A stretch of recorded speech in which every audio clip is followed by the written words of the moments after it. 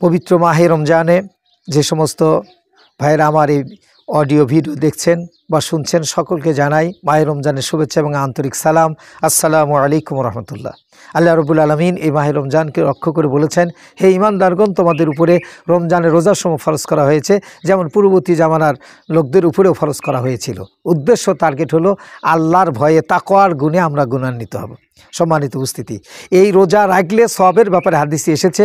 বুখারী শরীফের হাদিস, মান সামা রমাজানা ঈমানাও ওয়া ইহতিসাবান গুফিরা লাহু মা তাকাদ্দামা মিন জামবি ওয়া মা তাআখার।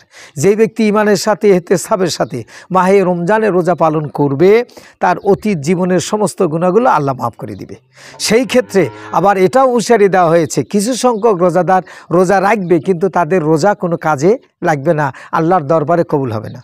যেমন হাদিসে আল্লাহ রসুল বলেছেন, মান লাম ইয়াদাইল কওলা যুর ওয়াল আমালা বিহি ফালাইসা লিল্লাহি হাজাতুন ফি আইয়াদা তুআমাহু ওয়া শারাবা। যেই ব্যক্তি রোজা রাখলো কিন্তু মিথ্যা কথা বলা, গীবত করা, পরনিন্দা করা, পরচর্চা করা, এই ধরনের অশালীন কথা বলা, অশ্লীল কথা বলা এবং অশ্লীল আমল, যেমন খারাপ কাজ, ওজনে কম দেওয়া, এরপরে হলো আপনার ছলচাতুরির আশ্রয় নেওয়া, এরপরে অন্যান্য অশালীন কাজগুলো করা, এই সমস্ত কাজগুলো যারা পরিত্যাগ করতে পারবে না, তাদের রোজা রেখে আল্লাহ রসুল বলেছেন, তাদের সকাল থেকে সন্ধ্যা পর্যন্ত, অর্থাৎ সেহরির পর থেকে শুরু করে ইফতারির পূর্ব মুহূর্ত পর্যন্ত সারাদিন না খেয়ে থাকা, শুধু না খেয়ে থাকাই, ওদের এই খাদ্য না খাওয়া অথবা তাদের এই যে যৌন ক্ষুধা থেকে বিরত থাকার এক পয়সা মূল্য আল্লাহর দরবারে নাই। সম্মানিত উপস্থিতি, এখান থেকে পরিষ্কার একটি কথা আমি আপনাদের বলতে চাই। একজন ব্যক্তি নামাজ পড়ে, তারপরেও মিথ্যা কথা বলে, কেউ বলতে পারবে না যে তুমি নামাজ পড়লা এরপর মিথ্যা কথা বললা, তোমার নামাজ হয় নাই।